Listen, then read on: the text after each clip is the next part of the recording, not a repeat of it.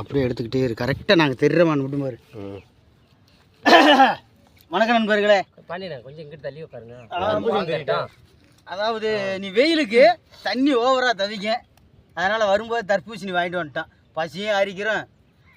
ஒரு சித்தெரும்பு ஒன்று இங்கே கடிச்சு பிடிச்சி கொட்டுவோம் குழவி. இது வேற வீங்கி போச்சு, ரொம்ப பேச முடியல. அதனால தான் இப்படி ஓடிக்கிட்டு இருக்கு.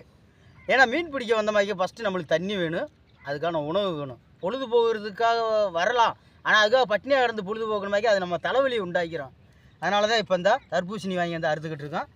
காசி பாகுவலி சின்ன வீடியோ எடுத்துக்கிறீங்க. நாங்கள் சாப்பிட போகிறோம், நீங்களும் சாப்பிடுங்க, சந்தோஷமாக என்ஜாய் பண்ணுங்கள். பாக்கியை தூக்கி இதில் போட்டு சிறிய போட்டுக்கிடுவோம். இப்போ 2 தேலி மட்டும் ஒரு ஒன்று 5 கிலோ, ஒன்று 2 கிலோ, 7 கிலோ வரைக்கும் எடுத்துருக்கோம். இங்கே இருக்க தேலியை ஃபஸ்ட்டு பிறகுனாத்தான் அடுத்து கட்டில் விழுகும். பார்ப்போம் இன்றைக்கி பொழுதுக்குள்ளே எத்தனை விழுகுதுன்றத. ஆமாம் அப்பா எங்கடா சித்தெரும்பு கடிச்சதெல்லாம் கடிச்சு அது வாயில் தான் கடிக்குது. நீ ரொம்ப பேசுகிறேன்ட்டு திங்கவா விட போது அப்படியே கட் பண்ணி விட்டுரு.